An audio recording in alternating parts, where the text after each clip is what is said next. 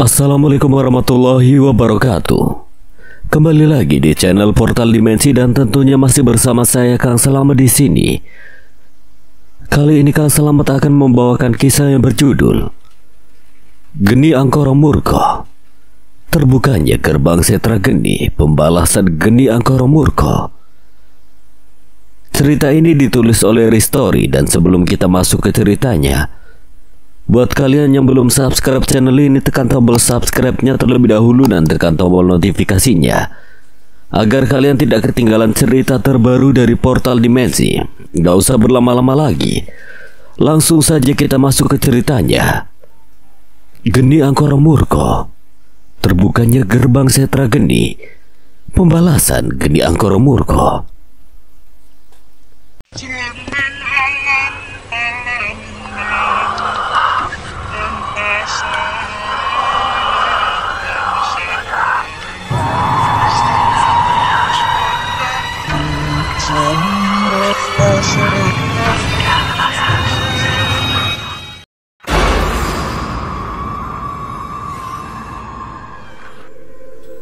Matanya menatap lembut ke arah Baseno dan punggung Mbah Arya yang masih berdiri membelakangi.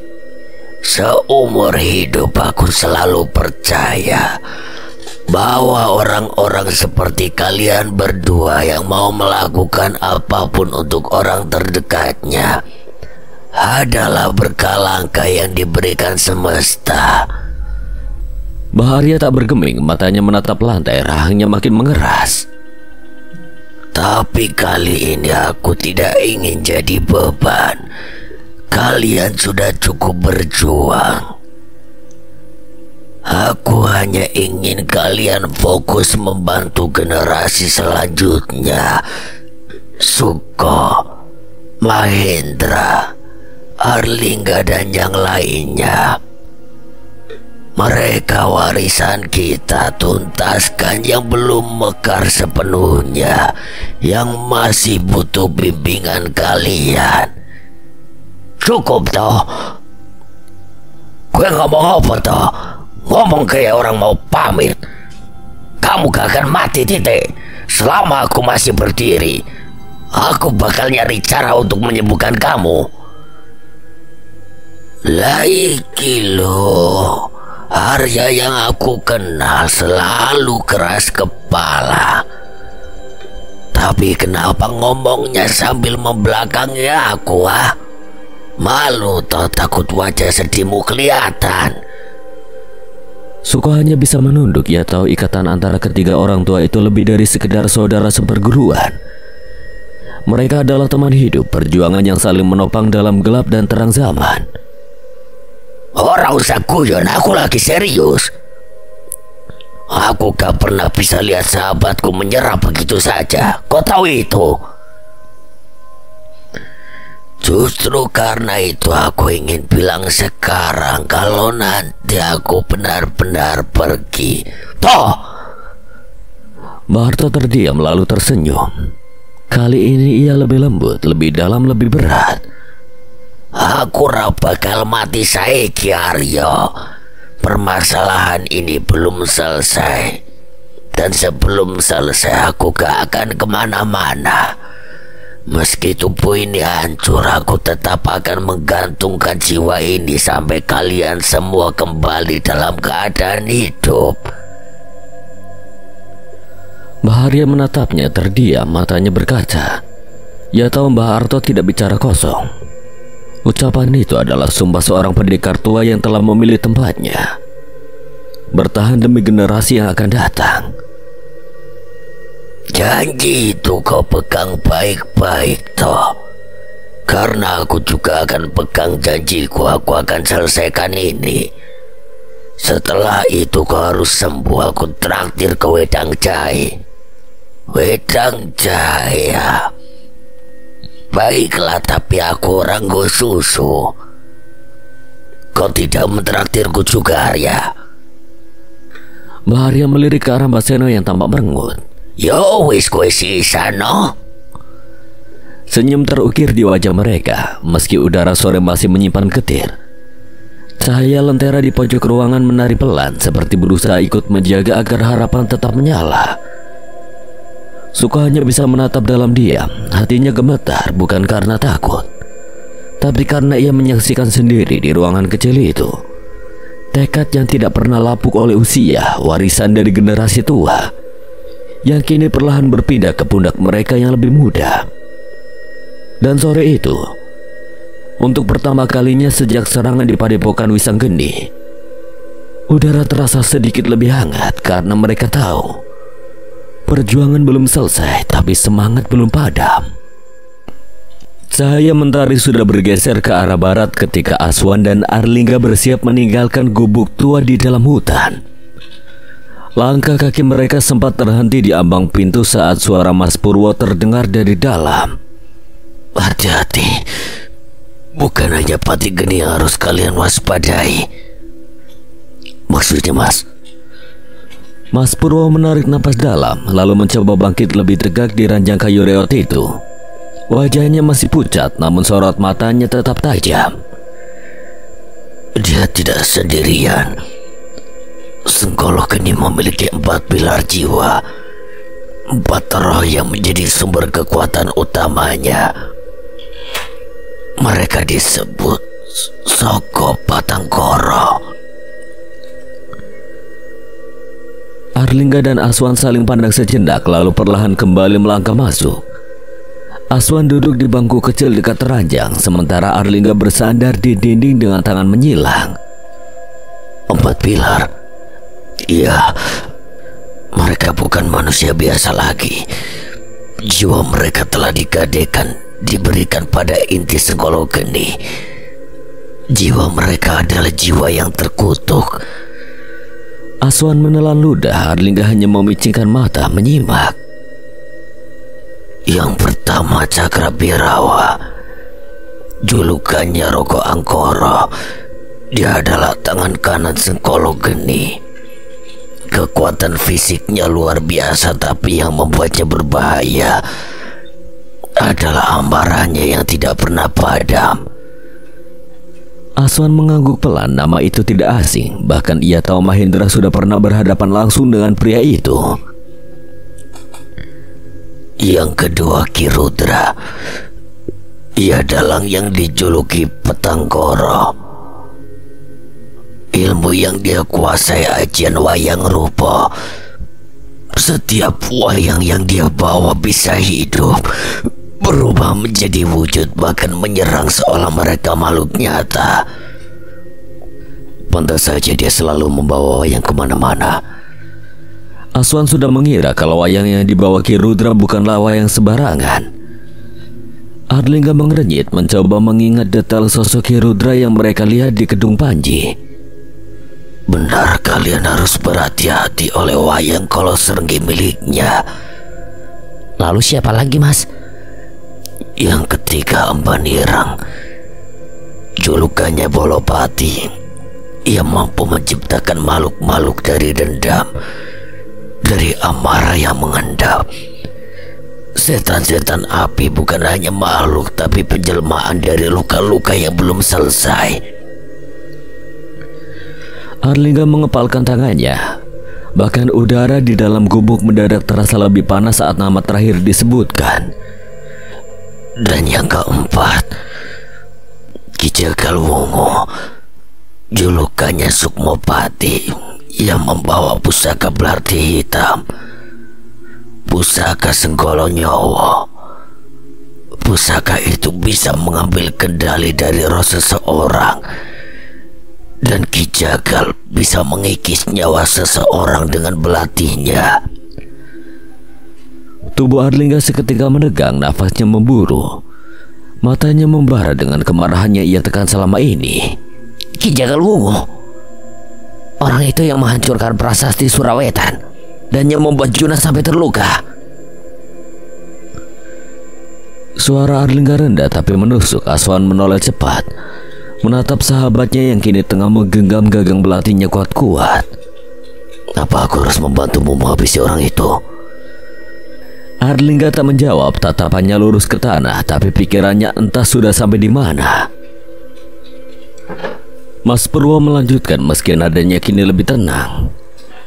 Kalau kalian benar-benar ingin mengalahkan Sengkolo Geni, maka keempat pilar itu harus dilumpuhkan lebih dulu. Mereka bukan hanya pelindung, mereka adalah jiwa-jiwa yang menopang kekuatan inti Sengkolo Geni. Aku menarik napas dalam. Perlahan ia berdiri, lalu menatap keluar gubuk ke arah langit yang mulai menguning. Jadi kalau kita langsung menyerang gerbang Setra Geni tanpa menghadapi mereka terlebih dahulu, maka yang kalian lakukan akan sia-sia. Segel bisa ditutup kembali, tapi selama 4 pilar itu masih berdiri, kekuatan Sengkolo Geni akan tetap bangkit dan setiap kekalahan akan membuatnya makin kuat. Suasana dalam gubuk mendadak sunyi. Hanya suara desa nafas yang terdengar dan burung hutan yang mulai kembali ke sarangnya. Terima kasih atas informasi penting ini, Mas. Mas Purwo mengangguk. Mereka berdua melangkah pelan keluar dari gubuk. Mas Purwo menyandarkan tubuhnya ke dinding. Dia menatap mereka dari kejauhan, menyimpan secerca harapan walau tubuhnya telah habis terkuras. Namun semangatnya masih menyala dalam diam. Langit mulai berwarna orange keunguan. Awan tipis menggupal menandakan malam akan segera datang. Malam yang tidak biasa, malam yang mungkin menjadi awal dari pertempuran besar yang telah ditakdirkan sejak lama. Deru mesin motor tua kembali meraung pelan, membelah sepi di tepian hutan. Aswan dan Arlingga baru saja mengambil kendaraan yang dititipkan di warung tepi jalur Jati. Ibu warung melambaikan tangan saat keduanya pergi. Sorot khawatir di matanya tidak bisa disembunyikan. Aswan hanya mengangguk sebagai balasan, sementara Arlingga duduk di belakangnya dengan tatapan lurus ke depan, seperti telah tahu bahwa jalan di depan bukan lagi jalan kembali. Perjalanan ke kaki Gunung Merapi mereka tempuh dengan cepat, meski jalurnya semakin lama semakin sempit dan menanjak. Beberapa kali mereka harus berhenti untuk bertanya pada warga yang masih dijumpai di perkampungan sekitar. Tak semua tahu soal lembah larangan, tapi dari 1-2 orang tua mereka mendapat petunjuk samar tentang lembah yang konon tidak boleh dikunjungi manusia biasa. Tempat hawa panas keluar dari perut bumi dan suara-suara tak wajar terdengar tiap malam bulan merah. Menjelang malam, motor tua itu akhirnya terparkir di ujung jalan setapak, dikelilingi hutan lebat. Kita lanjut jalan kaki dari sini. Semoga saja arah yang kita tuju benar. Mereka mulai melangkah masuk ke kegelapan hutan. Jalan tanah yang mengarah ke lembah tampak tidak ramah, dipenuhi akar pohon dan batu cadas. Diapit jurang dalam di sisi kanan. Jalur ini benar-benar bukan jalur yang wajar dilewati. Pantas saja tempatnya tersembunyi. Tetap hati-hati, jangan sampai kita terjatuh sebelum sampai lokasinya. Aswan mengulurkan tangan ke arah Arlingga. Semakin jauh mereka melangkah, kabut mulai turun tipis dari celah pepohonan. Hawa dingin menyelimuti kulit namun terasa ganjil, bukan dingin biasa. Lebih seperti hawa kematian yang tidak terlihat tapi terasa menusuk tulang. Sepertinya udah tidak jauh lagi. Ya, aku juga ngerasain tempat ini hawanya benar-benar berbeda. Tak jauh menembus lebatnya pepohonan, dari celah ranting dan semak mereka melihatnya. Kerumunan orang-orang berpakaian hitam dengan obor di tangan berdiri melingkar di tanah yang telah dibersihkan. Itu mereka. Kita sedikit mendekat dan mengamati apa yang akan mereka lakukan. Mereka berdua melangkah lebih dekat, memanfaatkan bayangan pepohonan untuk bersembunyi. Aswan menatap ke arah langit. Bulan tampak hampir berwarna merah. Mereka berhenti di sebuah pohon beringin besar, bersembunyi di baliknya. Namun siluet besar yang berada di samping pohon itu membuat Arlingga seketika menepuk Aswan. Wah, ada penunggunya. Aswan menoleh, tampak sosok genderuwo setinggi pohon itu menatap mereka dengan mata besarnya. Namun Aswan tidak gentar, ia menatap tajam ke arah genderuwo itu. Kami hanya numpang bersembunyi. Kalau kamu ngusik, akan kulepur kau. Arlingga terkejut. Aswan mengancam genderuwo itu. Seolah mengerti apa yang dikatakan Aswan, genderuwo itu hanya diam, lalu menyatu dalam bayangan pepohonan. Bahkan genderuwo pun enggan. Kita fokus perhatikan apa yang mereka lakukan. Mereka kembali memperhatikan kelompok cakra geni. Cahaya merah dari api membuat wajah mereka terlihat seperti topeng kematian. Tanah yang sebelumnya tak bercorak kini telah dilingkari susunan batu besar membentuk simbol aneh. Sepertinya itu gerbang setar geni. Sejenak kemudian Aswan dan Arlingga melihat 4 sosok muncul satu persatu dari arah berbeda. Wan, mereka Sang Patanggoro, 4 jiwa Sengkolo Geni yang dikatakan Mas Purwo. Benar saja, Cakra Birawa dengan jubah hitamnya muncul dari kegelapan.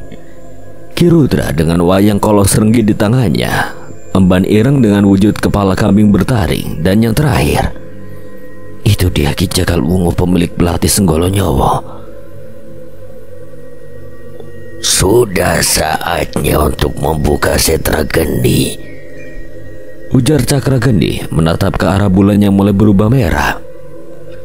Cakra Birawa mengangkat keris Sosro Geni ke depan dada, lalu menangkupkannya. Mantra mulai terdengar lirih, namun bergema seolah diulang oleh gaung lembah. Asap merah pekat mulai mengepul dari tubuhnya, menggumpal ke atas, membentuk sosok setinggi 2 meter. Tubuh sosok itu merah padam, berpakaian seperti raja, dengan perhiasan emas dan mata bersinar seperti bara. Rambutnya menjulur seperti nyala api dan dari mulutnya muncul taring panjang. Aswan menahan napas, Arlingga hanya mematung. Senggolo Geni, jadi itu wujud aslinya. Keempat Saka Patangkara serempak menunduk di hadapannya. Cakra Birawa menyerahkan keris Sosro Geni dengan 2 tangan. Sengkolo Geni menyambutnya, mengangkat tinggi-tinggi di atas kepala, lalu tertawa panjang. Bagus, sudah lama aku menunggu malam ini. Namun sebelum tawa itu habis, langit di atas mereka mendadak menghitam. Awan bergulung membentuk pusaran asap kelam, lalu terdengar suara. Tidak seperti suara manusia, melainkan gaungan kegelapan itu sendiri. Kolo Geni, ujar sebuah suara yang berat dan bergema. Semua mata seketika menoleh ke arah gumpalan asap hitam itu. Raut wajah Sengkolo Geni seketika berubah mengeras. Hingga tugasmu, aku membiarkan jiwamu tetap ada untuk satu tujuan. Habisi semua darah Jayan Daru. Jangan sisakan satu pun. Sengkolo Geni mendongak, matanya menyipit menatap asap di atasnya, lalu dengan geram ia mengibaskan kerisnya. Aku tahu apa yang harus kulakukan, Basukolo. Sebaiknya kau diam dan lihat apa yang akan aku lakukan. Tubuh Aswan dan Arlingga seketika menegang. Tekanan energi dari suara tanpa wujud itu menggetarkan batin mereka. Makhluk apa itu? Kenapa aku tiba-tiba bergidik seperti ini? Basukolo. Ia mengingat nama itu, Basukolo, pemimpin Segoro Gede, entitas tertinggi di antara semua sosok terkutuk di kerajaan gaib Segoro Gede. Bahkan lebih mengerikan dari Sengkolo Geni yang ada di hadapan mereka saat ini. Baru kali ini Aswan merasakan rasa takut di batinnya hanya dengan merasakan aura Basukolo yang begitu menekan. Tadi dia bilang ingin menghabisi Jayan Daru. Itu berarti... Iya, Lingga. Aku memang memiliki urusan dengannya. Arlingga tak bertanya lebih lanjut saat melihat raut wajah cemas dari Aswan. Mereka kembali memperhatikan apa yang terjadi di depan mereka. Setelah beberapa saat awan hitam itu menghilang perlahan, Sengkolo Geni kembali berbalik ke arah 4 pilar jiwanya. Ia memberi isyarat dengan satu anggukan. Ki Rudra bangkit dari duduknya, memanggil sesuatu dari balik kerumunan.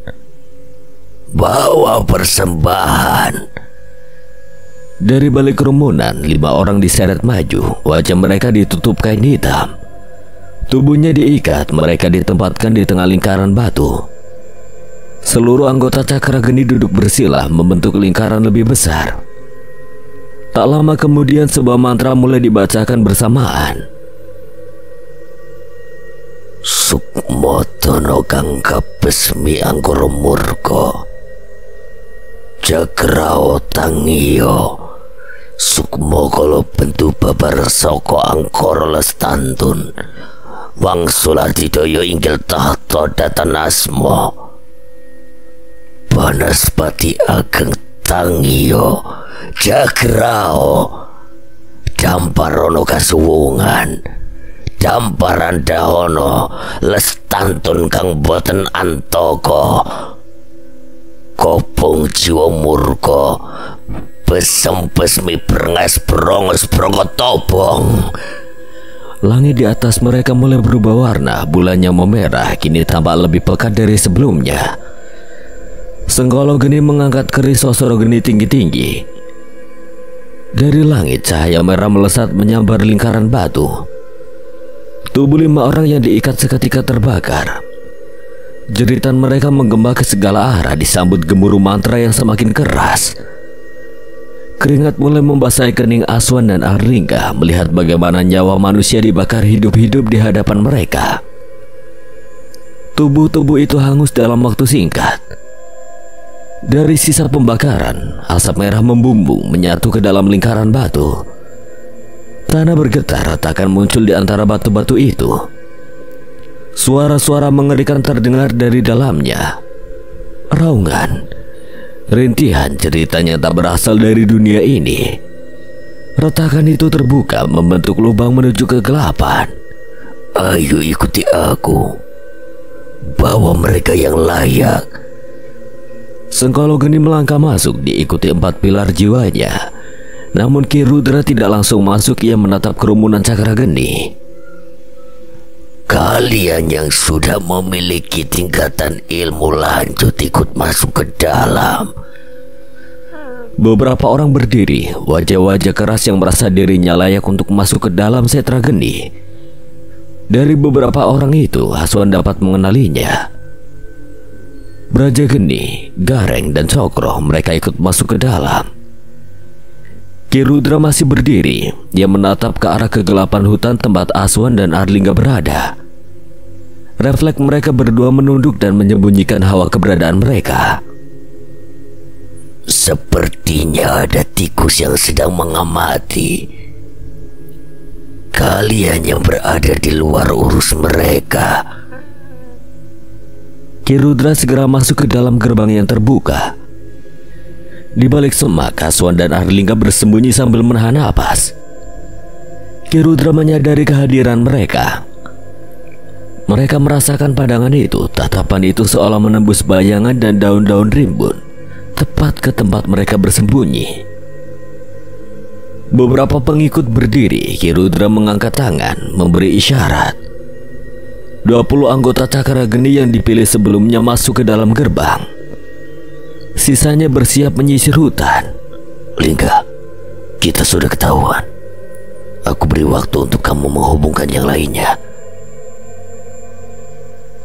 Kamu gila. Mereka tidak hanya 10 atau 20 orang, Wan. Mungkin 50 lebih. Bagaimana kau akan menahannya? Lalu apa yang harus dilakukan? Kita tidak mungkin lari dari sini. Kita tidak punya waktu lagi dan harus bergerak menuju setra geni. Bagaimanapun caranya aku akan menahan mereka. Aswan merogoh saku celananya, mengeluarkan sebuah benda berbentuk kuku harimau. Tolong hubungkan dia juga. Arlingga menerimanya, ia mengerti apa maksud Aswan. Tidak ada pilihan lagi selain menghubungi yang lain agar bisa langsung ke lokasi. Baiklah, aku akan panggil mereka. Ia segera mundur mencari tanah sedikit lapang untuk membuka portal gaib yang terhubung dengan Bahseno dan pusaka lintang jagat Mahendra. Sementara itu Aswan ke arah yang berlawanan. Ia menampakkan diri untuk memancing seluruh anggota cakra geni. Tidak perlu repot-repot mencari. Aku di sini. Puluhan pasang mata seketika berpaling ke arahnya. Golok, keris, tombak seketika terangkat dari seluruh anggota cakra geni. Aswan berdiri mengambil kuda-kuda siap bertarung. Dari segala arah kelompok cakra geni mengepung dirinya. Langit desa Tirto Kidul mulai semakin gelap. Suasana di rumah Pak Saman terasa lebih berat, seperti menyimpan sesuatu yang hendak meledak namun ditahan oleh napas-napas dalam. Aku tak menyangka kalau Ulo Geni dapat dikalahkan dengan mudah oleh sosok itu. Mahendra duduk bersandar di dinding kayu ruang tengah. Tubuhnya masih penuh luka, beberapa obat merah menghiasi tangannya. Luka bakar dari keris Sosro Geni dengan pusakanya masih terasa panas. Di sebelahnya Reza terbaring lemah, sesekali meringis menahan nyeri. Sementara Satria, Pak Saman dan Andanu duduk melingkar di lantai, mendengarkan dengan seksama cerita yang perlahan Mahendra ungkapkan tentang Sengkolo Geni dan Setra Geni yang sebentar lagi terbuka. Dia bukan sosok sembarangan, maka dari itu bisa mengalahkan Ulo Geni dengan mudah. Jadi cerita itu benar adanya ya? Tatapan Pak Saman membeku. Ia tidak menyangka bahwa apa yang dahulu hanya ia dengar sebagai dongeng dari leluhurnya kini berdiri di depan matanya dalam bentuk nyata. Ia teringat tentang Sendang Tirto Geni, mata air keramat yang dijaga sejak dahulu kala oleh para leluhur desa. Di balik jernihnya air, konon tersegel sebuah segel yang tidak boleh dibuka. Namun Pak Saman tidak pernah tahu lebih dari itu. Berarti gerbang alam itu sekarang sudah terbuka. Ketiga segelnya sudah hancur. Itu artinya Setra Geni benar-benar sudah terlepas, dan bencana akan datang dalam waktu cepat. Satria yang duduk di sudut menunduk dalam diam. Ia menatap lantai. Pikirannya kacau. Seumur hidup ia hanya merasa berbeda, bisa melihat hal-hal yang orang lain tidak bisa, merasa ditarik oleh sesuatu yang tidak bisa ia jelaskan. Ia kira dirinya satu-satunya yang aneh, tapi kini di hadapannya duduk seseorang seperti Mahendra, yang sama dengannya berurusan dengan dunia yang tak kasat mata. Aku kira hanya aku yang berurusan dengan alam seperti itu. Rupanya masih banyak semesta lain yang menuntun takdir yang sama sepertiku. Mahendra menoleh menatapnya dengan sorot dalam. Konon semesta ini tidak hanya 1, 2, atau 10, namun masih banyak semesta yang belum diketahui banyak orang. Dan mungkin memang takdirlah yang menuntun kita untuk bertemu. Lalu apa yang akan kalian lakukan sekarang? Kami akan segera menuju gerbang itu untuk menghentikannya. Tapi Mahendra, kalian belum pulih benar. Setidaknya tunggulah 1 atau 2 hari lagi. Tidak bisa, Pak. Waktunya semakin sempit. Geni Angkoro sudah bangkit. Setra Geni akan dibuka. Kami tidak bisa berlama-lama. Tiba-tiba tubuh Mahendra menegang. Ia memicingkan mata seolah mencoba menangkap sesuatu di udara. Ada aura aneh yang muncul tiba-tiba dari saku celananya. Mustika lintang jagat yang tersimpan di saku celananya perlahan menyala, memancar redup dengan kilau kemerahan. Seperti ada yang datang. Arahnya dari samping rumah. Bukan hanya Mahendra yang merasakannya, Satria dan Andanu juga langsung siaga. Ada hawa aneh seperti denyut spiritual yang memanggil dari luar rumah. Mahendra bangkit perlahan. Ia berjalan menuju pintu, membuka daun kayu itu dan menatap ke arah kebun samping rumah Pak Saman. Arlingga. Di sanalah ia melihat Arlingga, tapi bukan tubuhnya, hanya sukmanya. Sosok Arlingga berdiri di bawah pohon jambu, tubuhnya setengah transparan, berkabut lembut, wajahnya tenang, tapi sorot matanya serius. Mahendra melangkah keluar, menghampiri dengan cepat. Koneksi antara mereka hanya bisa terjadi jika mustika lintang jagat membuka jalur sukmanya, dan itu tandanya sudah waktunya untuk mereka berkumpul. Satria menyusul ke beranda. Siapa dia? Mahendra tak menjawab langsung. Ia menatap Arlingga dengan sorot padam. Dia datang. Berarti waktunya sudah tiba. Satria tak mengerti, tapi jantungnya berdebar. Ia tahu kata-kata Mahendra bukan sekedar ucapan. Arlingga bicara, namun hanya Mahendra yang bisa benar-benar mendengar suaranya. lewat gerakan batin yang mengalir lewat cahaya mustika. Mereka sudah membuka gerbang Setra Geni. Aswan sedang menghadang kelompok Cakra Geni seorang diri. Mahendra mengangguk mengerti. Dia segera mengambil barang-barang bawaan, sementara Reza menitipkan mobilnya pada Pak Saman. Lo mau ke sana pakai apa? Lewat pintu ajaib, Pak. Pak Saman tampak bingung, namun tak banyak bertanya. Mereka harus bergegas menuju Setra Geni melalui portal yang terhubung dengan lokasi Arlingga. Ayo, Lingga. Arlingga mengangguk lalu membaca sebuah mantra. Disusul Mahendra yang menancapkan mustika lintang jagat ke tanah. Perlahan mustika tersebut bersinar, membuat Satria dan Andanu terpaku. Gumpalan asap putih muncul, menggumpal membentuk sebuah pusaran. Reza, Coro. Mereka mengangguk dan segera menghampirinya. Satria dan Andanu yang melihat itu melangkah mendekat. Kami ikut. Kau yakin? Aku tidak ingin merepotkanmu nantinya. Aku masih tidak terima Sendang Tirta Geni dihancurkan. Terlebih lagi sahabatku Ulo Geni dibuat terluka olehnya.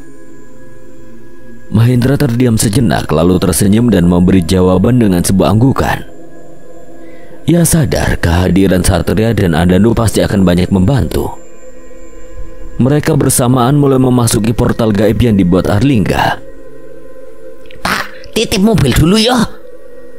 Pak Saman hanya berdiri menatap mereka penuh harap, hingga semua orang masuk ke dalam portal gaib. Pak Saman menatap ke arah bulan yang tampak merah. Takdir memang tidak ada yang tahu.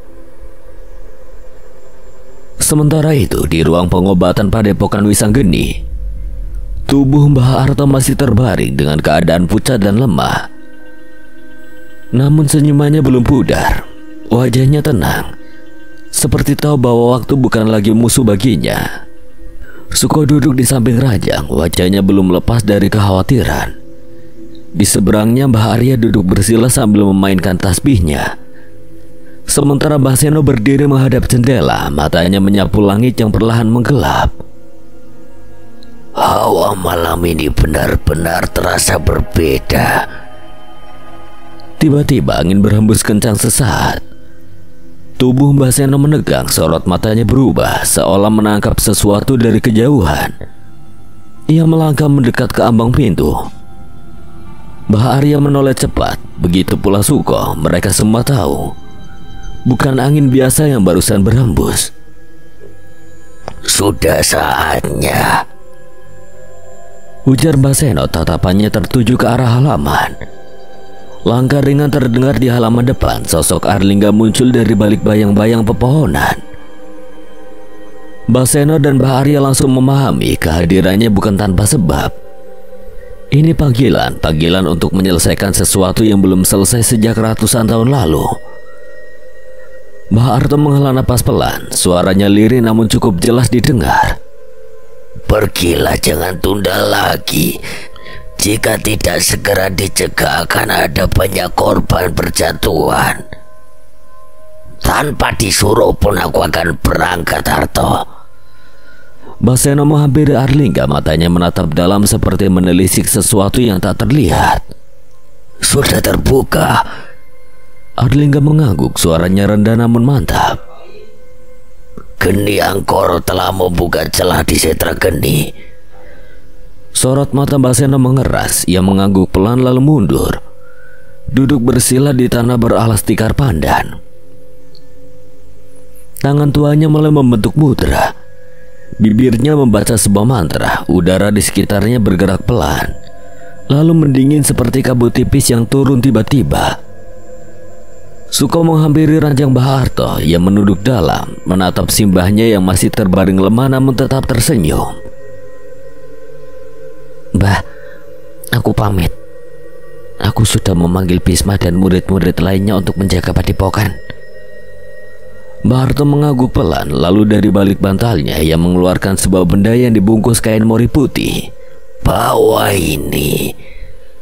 Suko membuka lipatan itu perlahan, menampakkan sebuah keris dengan liuk 9. Pancaran warna logamnya seperti menyimpan kilat di dalamnya. Keris Sengkolo Langit. Sudah saatnya kau menggunakan pusaka itu juga.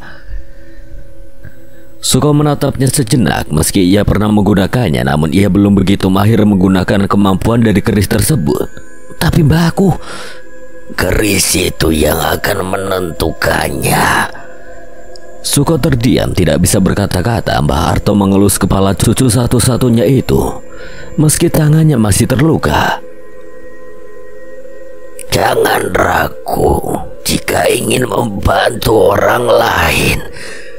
Lepaskan segalanya.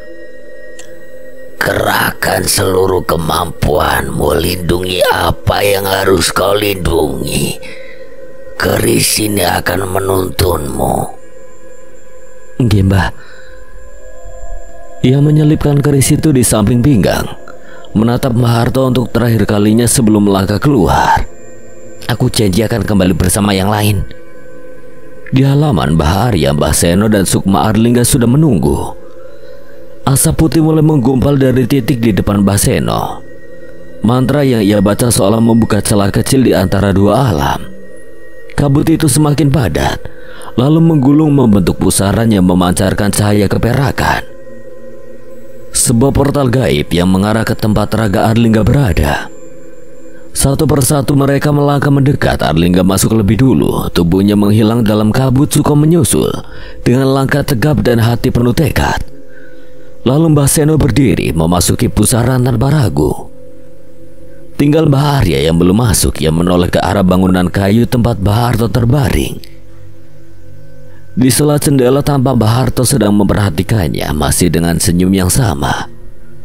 Senyum yang bukan sekedar senyum, tapi doa dan kepercayaan. Mbah Arya membalas dengan anggukan kecil. Tanpa sepatah kata pun, ia pun melangkah ke dalam pusaran, meninggalkan padepokan yang kini tinggal sunyi dan bayangan. Portal itu perlahan menutup seperti embun yang menguap dari kaca jendela.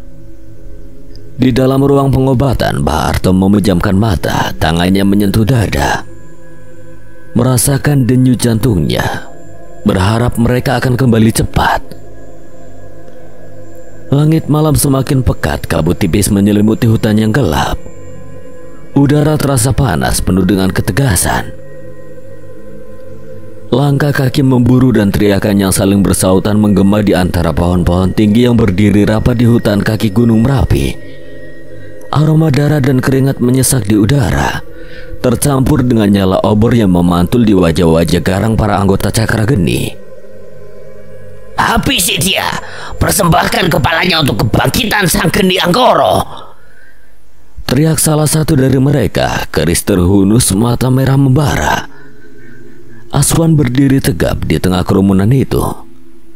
Nafasnya teratur meski tubuhnya sudah tidak asing lagi dengan rasa sakit. Satu persatu mereka mengepung, namun belum satu pun yang berhasil membuatnya roboh. Sebuah tebasan keris melesat dari sisi kiri. Dengan satu gerakan cepat tubuh Aswan memutar, menghindari serangan itu, lalu tinjunya menghantam rahang lawan, membuatnya terpental ke semak sebelum ia jatuh sepenuhnya. Tubuh Aswan sudah berputar kembali, melayangkan tendangan keras ke dada musuh lainnya yang mencoba menusuk dari belakang. Tubuh itu terlempar menghantam batang pohon. Serangan datang silih berganti. Dari kanan, kiri, atas mereka melompat, mengayunkan senjata, berteriak penuh amarah. Satu pria berbadan besar melompat dengan keris terangkat tinggi. Aswan menekuk lututnya lalu melesat menyambutnya. Sebuah pukulan keras menghantam ulu hati pria itu, membuatnya terbatuk darah dan jatuh tak sadarkan diri. Namun jumlah mereka tidak kunjung surut. Beberapa dari mereka bahkan mulai menampakkan kemampuan batin. Serangan mereka semakin cepat, semakin kuat. Aswan terpaksa menangis meski beberapa serangan menghantam tubuhnya dan memaksanya mundur beberapa langkah. Sial, ini tidak ada habisnya. Tangan kanan Aswan menggenggam bandul kalung Pasopati yang tergantung di dadanya. Matanya terpejam sejenak. Asoka, beri aku sedikit kekuatanmu. Seketika aura putih membungkus tubuhnya. Kekuatan dari harimau putih itu mulai meresap ke otot-ototnya, mempercepat gerakannya yang mengaktifkan 10% kekuatan Asoka. Cukup untuk bertahan dan menumbangkan tanpa membunuh. Asoka, jangan lebih dari ini. Terserah kau, tapi ingat, kau terlalu baik untuk musuh yang tidak punya belas kasihan. Aswan kembali melesat, tubuhnya seolah bayangan putih yang tidak bisa disentuh. Tendangan dan pukulan silih berganti, mematahkan perlawanan yang datang. Ia menahan diri untuk tidak menggunakan kekuatan penuh. Mereka masih manusia, ia tidak ingin membunuh mereka jika tidak perlu. Namun bahkan Aswan tahu tubuhnya perlahan mulai lelah. Keringat membasahi kening, napas semakin berat. Satu tendangan menghantam rusuk kirinya, membuatnya terhuyung. Saat tubuhnya hampir roboh, dari arah selatan hutan terdengar ledakan keras. Sebuah batu besar melesat dan meledak di tengah kerumunan musuh. Asap mengepul tubuh-tubuh berjatuhan. Dari balik asap, dua sosok muncul dengan langkah percaya diri. Maju selangkah lagi mendekati teman kami, tak bledos no kerongkonganmu. Wani-wani, ini orang gelem remuk. Kalian. Namun sebelum sempat mengucapkan lebih, dari sisi gelap belakangnya sebuah tombak melesat mengarah lurus ke punggungnya. Aswan tak menyadarinya, tapi sebelum tombak itu menyentuh kulitnya, sebuah siluet putih melesat dari balik kegelapan, menendang tombak itu hingga patah. Hampir saja. Kau, maaf aku terlambat. Aku sengaja menahan diri supaya kalian bisa pemanasan. Kalau gak, mungkin mereka semua sudah kau bantai sendirian. Dari arah hutan, bayangan putih kembali melesat, menyapu tanah dan menerjang kerumunan. Satria dan Andanu muncul tanpa kesulitan, tubuh mereka menyatu dengan malam. Satria meliuk seperti ular, keris di tangannya menari mematikan. Andanu dengan kekuatan brutalnya menghantam, mematahkan keris, memukul hingga orang-orang Cakrageni terpelanting. Siapa mereka? Orang-orang yang sama seperti kita. Aku bertemu mereka di Tirtageni. Reza dan Kuncoro menyusul ke sisi Aswan, bergabung di tengah-tengah kerumunan yang mulai kehilangan formasi. Salah satu dari anggota Cakrageni mengangkat kerisnya tinggi-tinggi dan berteriak lantang, mencoba membakar semangat. Jangan takut, mereka cuma 6 bocah kemarin sore. Kita lebih banyak. Teriakan itu disambut pekik perang dari para pengikutnya. Obor diangkat tinggi, senjata kembali terhunus. Reza menatap ke arah mereka lalu menoleh ke Kuncoro. Weleh, banyak juga orang yang tersesat ya. Ya mungkin waktu kecil gak pernah diadani kali ya. Kita habisi mereka, tapi jangan bunuh. Kita bukan seperti mereka. Satria dan Andanu mengangguk, lalu seperti telah diatur oleh takdir, keenam orang itu kembali berdiri sejajar di hadapan mereka. Cakrageni, gerombolan yang haus darah, menyembah iblis dalam wujud api. Tapi malam itu keberanian dan tekad telah menyatu. Dan dalam satu hentakan napas, pertempuran besar kembali dimulai. Di tengah kegelapan yang menyelimuti kaki lembah larangan, teriakan dari anggota Cakrageni kembali memecah malam. Puluhan dari mereka berlarian mengelilingi Mahendra dan kelompoknya. Mantra-mantra mulai dilantunkan, suara mereka saling bertumbuk, menciptakan gema gaib yang bergetar di udara. Tangan-tangan mereka membentuk mudra, beberapa mengatupkan tangan di dada. Sebagian lain mulai menyerap hawa sekitar, mengubahnya menjadi kekuatan batin yang menyala di telapak tangan. Mahendra berdiri tegak di garis depan bersama Satria, Aswan dan Reza. Cahaya dari ajian lawan mulai menyala. Ternyata mereka bukan orang biasa ya. Meski terlihat lemah, kita tidak boleh meremehkan mereka. Sebagian dari mereka menguasai ilmu hitam yang tidak biasa. Apa aku perlu menggunakan seluruh kekuatanku, Satria? Semua mata menoleh ke arahnya. Aswan sempat terpaku sejenak. Ia dapat merasakan apa yang ada di tubuh Andanu, namun tidak ingin bertanya lebih lanjut. Jangan Danu, bukan di sini. Baiklah. Mahendra heran. Andanu sangat patuh dengan Satria. Ia selalu meminta persetujuan lebih dulu sebelum melepaskan kekuatannya. Reza melangkah ke arah Mahendra. Dra, apa aku perlu gunain seluruh kemampuanku?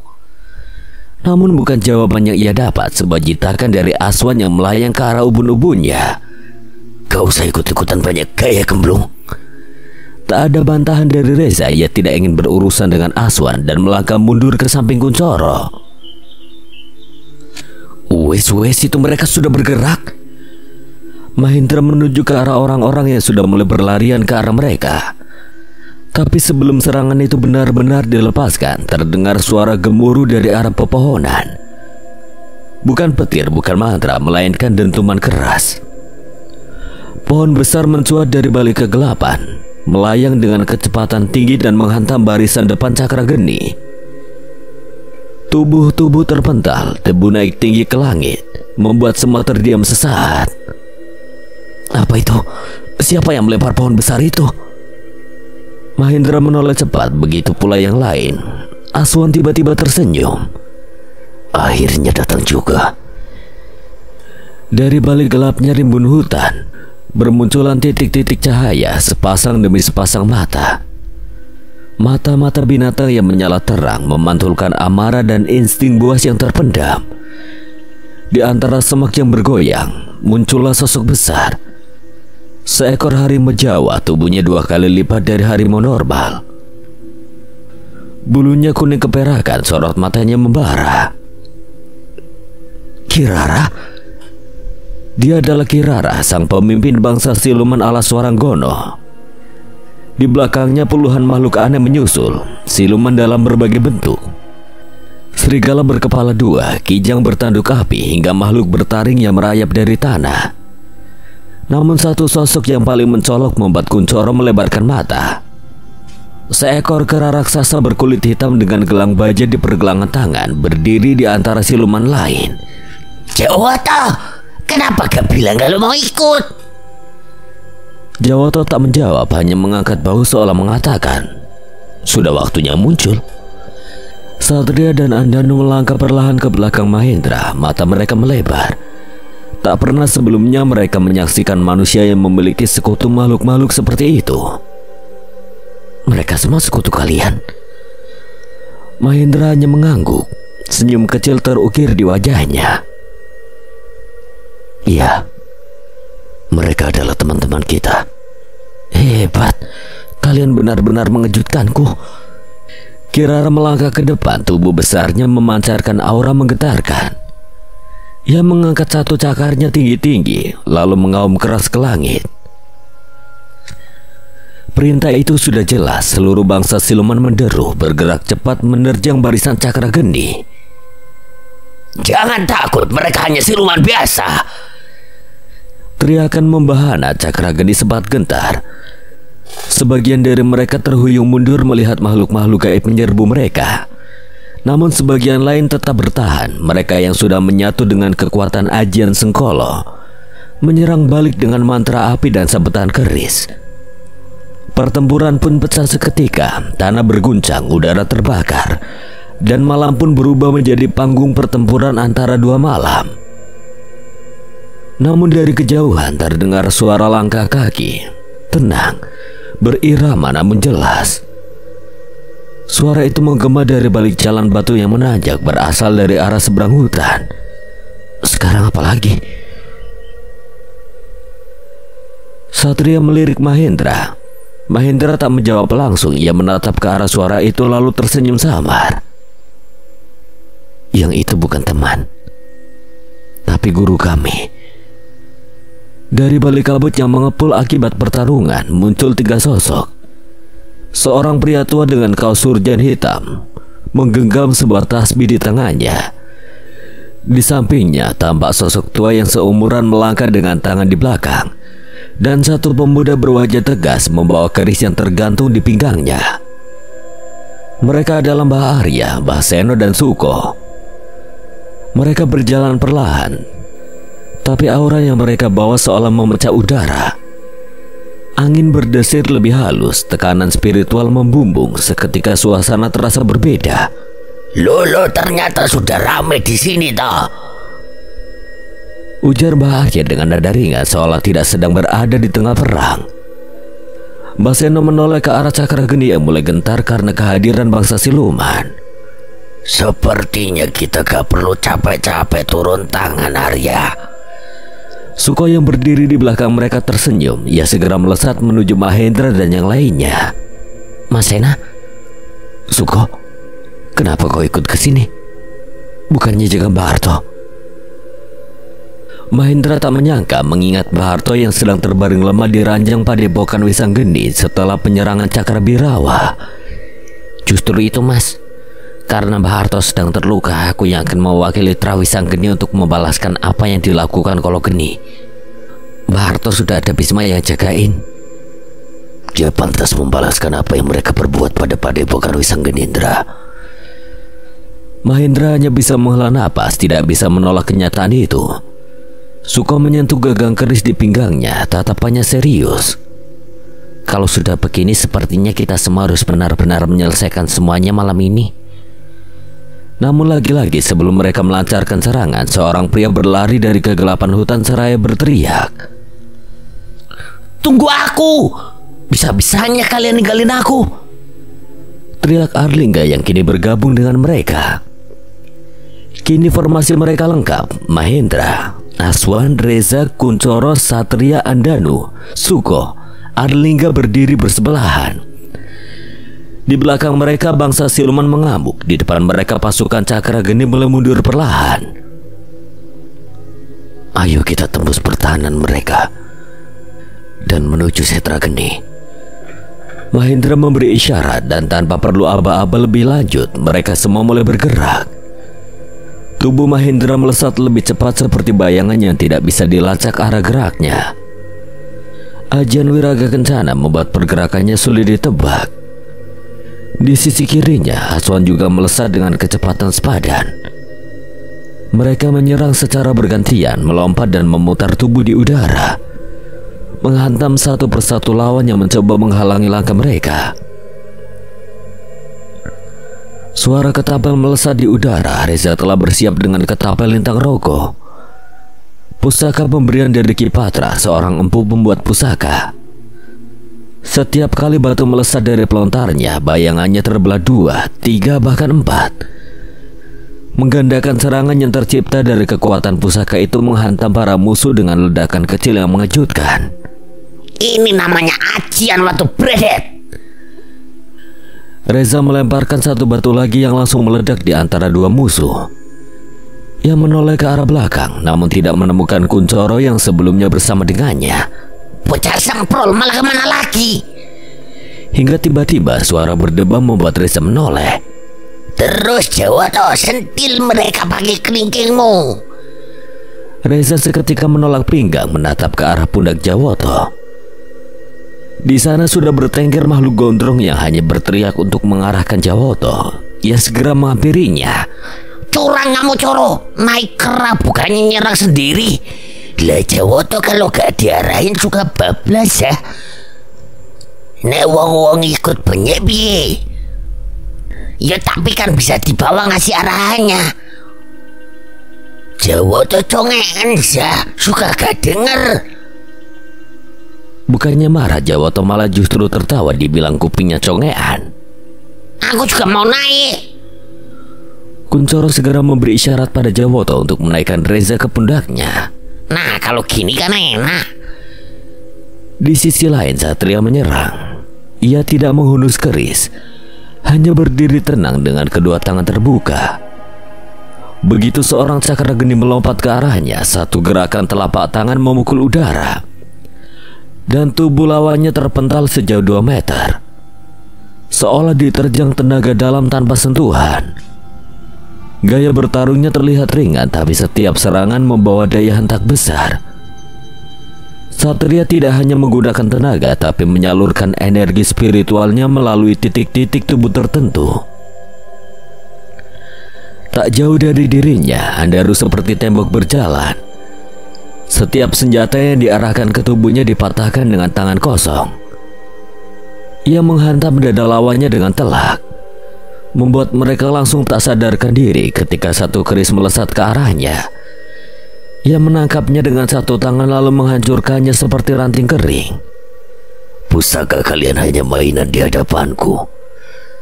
Sementara itu Arlingga dan Suko bahu-membahu menerobos barisan pertahanan terakhir. Serangan mereka terukur dan akurat. Arlingga menyerang cepat tendangan dan tinjunya, sementara Suko yang memang ahli bela diri memutar tubuh dengan lincah, menangkis setiap pukulan dan menyalurkan serangan balik yang tidak terduga. Mereka bergerak seperti air dan batu, keras dan lincah sekaligus. Sudah lama gak bertarung bersama kamu, Lingga. Tapi sepertinya kamu semakin kuat ya, Suko. Suko melompat menendang musuh yang akan menyerang Arlingga. Kalau tidak semakin kuat, bagaimana aku bisa melindungi teman-temanku di padepokan, Ling? Dari tempat agak jauh, dua orang tua berdiri bersisian. Mbah Arya menyilangkan tangan di dada, sementara Mbah Seno berdiri tegap dengan tasbih yang terus bergerak di tangannya. Mereka tidak ikut turun tangan, hanya memperhatikan dari jauh. Namun tatapan mereka tidak pernah lepas dari setiap gerakan anak-anak muda itu. Sepertinya mereka sudah bertambah kuat. Inilah yang kita siapkan selama ini. Generasi yang akan menggantikan langkah kita. Sudah waktunya beban kita tidak akan lama lagi. Bukan soal takdir mereka, tapi pilihan mereka untuk menerima takdir itu. Tapi sayangnya Arto tidak bisa menyaksikan ini. Salah sendiri terlalu memaksakan diri. Wong wis tua. Mbah Seno terdiam sejenak. Ia dapat melihat kecemasan yang disembunyikan Mbah Arya dari kata-katanya itu. Pertempuran mulai mereda. Anggota Cakrageni yang tersisa mulai mundur. Sebagian sudah lari terbirit-birit masuk ke hutan, melempar senjatanya dan memutuskan menyerah. Sisa-sisa perlawanan dihancurkan oleh pasukan siluman yang mengeram seperti badai bayangan.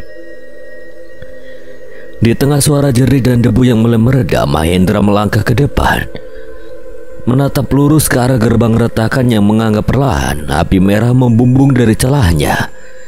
Aroma besi terbakar dan darah bercampur di udara. Cahaya merah dari celah gerbang Setrageni kini semakin pekat, memancarkan kilatan seperti bara yang menyala dalam gelap. Di hadapan mereka pusaran api yang berputar lambat seolah mengundang siapapun yang cukup berani untuk masuk, atau cukup nekat untuk mengakhiri segalanya. Mereka berdiri berjejer, diam sejenak. Aswan menatap retakan itu dengan mata tajam. Di dalam sana, Sengkologeni sudah masuk bersama 4 pilar jiwa dan beberapa anggota Cakrageni. 4 pilar? Mas Purwo menyebutkan mereka Saka Patangkara. 4 pilar jiwa yang sudah terikat kekuatan jiwa Kologeni. Mereka adalah Cakrabirawa, Ki Rudra, Embanireng, dan Ki Jagalwungo. Keempatnya bukan sekedar pelindung, mereka bagian dari jiwa Sengkologeni itu sendiri.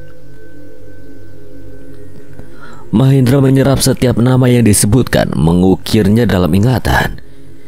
Ia tahu lawan mereka bukan hanya manusia pengguna ilmu hitam, tapi bagian dari kutukan purba yang tertanam dalam sejarah Jawa itu sendiri. Mbah Seno mengangguk pelan. Berarti untuk mengalahkan Sengkologeni, kita harus lebih dulu menghancurkan keempat jiwa itu. Jika satu saja dari mereka masih bertahan, jiwa inti Sengkologeni tidak bisa dikalahkan. Jiwa mereka saling terhubung. Seketika suasana menjadi lebih berat. Bahkan Reza dan Kuncoro yang biasanya selalu punya celoteh konyol, kini memilih diam. Kesadaran mulai tumbuh dalam dada mereka semua bahwa yang akan mereka hadapi bukanlah medan pertempuran biasa. Tiba-tiba dari sisi kanan, Kirara melangkah mendekat. Harimau Jawa itu menyuarakan gumaman rendah lalu membuka mulutnya. Di dalam Setrageni tidak hanya mereka yang kalian kenal. Di sana ada banyak yang menunggu. Setan-setan api yang tidak mengenal ampun. Beberapa bahkan lebih tua dari kemarahan manusia sendiri. Aku pernah mendengar padepokan Pati Geni di masa lalu tidak hanya tempat orang mencari ilmu hitam, tapi banyak dari bangsa lain seperti siluman dan lembut lainnya. Jika benar, mungkin itu akan sangat merepotkan. Benar, mereka mengikuti Sengkolo Geni karena selalu diberikan makanan dengan nyawa manusia. Maksudnya mereka dipelihara oleh mereka? Bisa dikatakan juga seperti itu. Di masa lalu, mereka dijadikan prajurit-prajurit perang dengan membantu kerajaan-kerajaan yang serakah akan kekuasaan. Aku gak bisa bayangin berapa banyak setan di sana. Kalian tidak usah khawatir, kami akan mengurus mereka. Kalian fokus saja pada Saka Patanggara. Kalau begitu, kita akan berbagi tugas untuk menghadapi Saka Patanggara sebelum nantinya ke jiwa intinya. Mahendra mengangguk. Di sampingnya Suko memeriksa ikatan keris yang baru ia selipkan di pinggang. Keris Sengkolo Langit yang diberikan Mbah Arto terasa dingin namun kuat di tangannya. Apapun yang kita temui nanti, jangan lupakan satu hal. Kita tidak hanya bertarung demi diri sendiri, tapi banyak nyawa yang bergantung dengan pertarungan ini. Tetap saling jaga dan membantu satu sama lain. Mereka semua mengangguk. Tidak ada lagi tanya, tidak ada lagi keraguan. Satu persatu mereka menatap ke depan. Retakan tanah yang kini semakin lebar menyisakan pusaran cahaya merah menyala. Angin panas berembus dari celah itu membawa aroma belerang dan bara. Namun tidak satu pun dari mereka melangkah mundur. Satu demi satu kaki mereka menyentuh retakan tanah yang menganga. Seperti melangkah ke dunia lain, cahaya merah menyelimuti tubuh mereka perlahan, sebelum akhirnya menghilang dari pandangan. Suara mereka lenyap ditelan pusaran energi satu demi satu, lenyap ke dalam perut bumi. Hingga akhirnya hanya tersisa pusaran merah yang terus berputar dan tanah kembali diam. Namun di bawah sana tidak ada waktu untuk diam, karena di dalam Setra Geni perjalanan mereka baru saja dimulai. Takdir yang terikat di masa lalu kini menanti untuk dituntaskan oleh mereka yang memilih untuk berdiri ketika seluruh dunia mulai runtuh. Kabut merah tipis menyelimuti langkah mereka saat memasuki wilayah yang belum pernah mereka rasakan sebelumnya. Udara di sana seperti bukan milik dunia ini. Kadang panas seperti bara, kadang dingin seperti es yang menusuk tulang. Tanahnya tandus, kering retak seperti kulit ular tua. Pepohonan tumbuh tanpa daun, hanya menyisakan batang dan ranting bercabang banyak. Mencakar langit kelam yang tidak memiliki matahari. Iki tempat kok kaya tempat yang kekeringan. Iya nek nyawa neng kene parine mati yo ya. Mbah Arya seketika menjitak mereka berdua hingga mengadu. Emangnya sopo sing arep nyawa di tempat seperti ini? Demi orang mangan sego bukan seperti kalian. Semua orang tertawa sejenak, bahkan Satria menggeleng, tidak bisa berkata-kata melihat tingkah mereka yang terlalu santai. Walau sedang berada di alam yang mungkin menentukan takdir mereka. Sepertinya di sana mereka berada. Di hadapan mereka berdiri sebuah gapura besar dari batu hitam. Di baliknya sebuah candi raksasa dengan arsitektur kuno penuh ukiran aneh, seperti simbol-simbol kuno yang tidak mereka kenali. Di sela-sela ukiran tampak wajah-wajah meringis seperti diukir dari raut penderitaan. Tetap waspada, di sana lebih mencekam. Mereka semua tahu ini bukan tempat biasa, ini Setra Geni, tempat yang seharusnya tidak pernah dibuka. Begitu mereka melewati pelataran candi, langkah mereka terhenti. Di halaman candi, barisan makhluk telah menunggu. Puluhan sosok berwujud seperti prajurit kerajaan zaman dulu berdiri tegap. Namun tubuh mereka tidak seperti manusia, kulitnya merah gelap seperti daging terbakar. Mata mereka hitam legam tanpa bola putih, dan beberapa memiliki taring keluar dari rahangnya.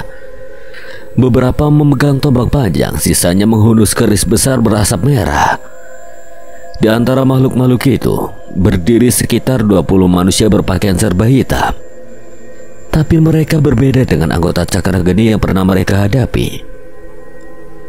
Mata mereka putih seluruhnya, tanpa iris, tanpa pupil. Urat-urat hitam menjalar di leher dan lengan mereka berdenyut seperti hidup sendiri. Apa mereka masih manusia? Bukan. Mereka hanya tinggal wadah. Tiba-tiba tawa panjang menggema dari balik kerumunan, suara yang merayap seperti desis ular, menciptakan gema panjang yang mencabik ketenangan. Sosok kurus tinggi muncul. Di kedua tangannya tergenggam mayang kulit, satu berwujud raksasa, satunya berwujud kesatria. Senyum miring menyeringai dari wajahnya yang keriput, rambutnya digelung tinggi, dan di tubuhnya melilit selendang kain bermotif seperti api. Sudah kuduga kalian akan sampai di sini. Ki Rudra. Dalang dari desa Kedung Panji itu tertawa pelan. Kalian tidak tahu apa yang kalian hadapi. Kami tidak perlu tahu banyak. Yang kami tahu, tempat ini harus ditutup dan geni Angkor harus dihentikan.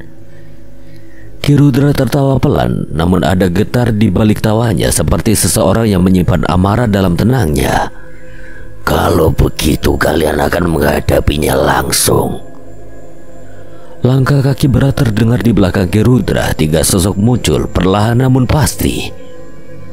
Cakrabirawa berdiri di sisi kiri. Luka bakar di wajahnya masih sama seperti terakhir kali Mahendra melihatnya. Namun auranya kini jauh lebih mencekam. Di tangannya keris Sosrogeni menggantung, merah membara seperti siap menelan jiwa. Dia yang melukai Mbak Harto.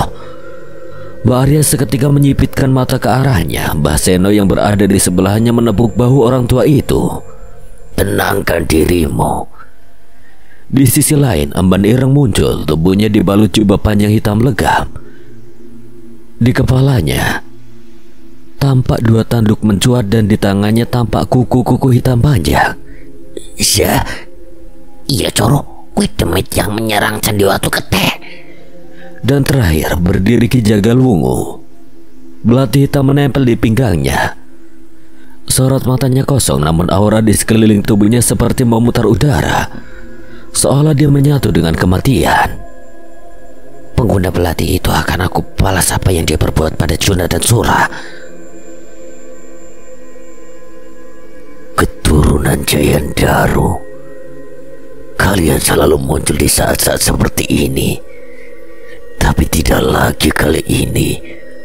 Kami tidak akan gagal. Tidak untuk yang ketiga kalinya. Langkah pelan terdengar dari belakang kelompok Mahendra. Bahaya muncul. Tangannya menyilang di dada, sorot matanya tajam. Kau salah. Bukan hanya Jayandaru yang akan menghentikanmu, tapi semua yang menolak kegelapan. Kami tidak berjalan sendirian. Bagus. Maka semua akan terkubur bersama cahaya kalian. Kaki mereka berpijak erat di tanah asing itu. Di belakang mereka api menyala di antara kabut. Di depan mereka iblis dan manusia yang sudah kehilangan kendali siap menyambut dengan taring dan mantra.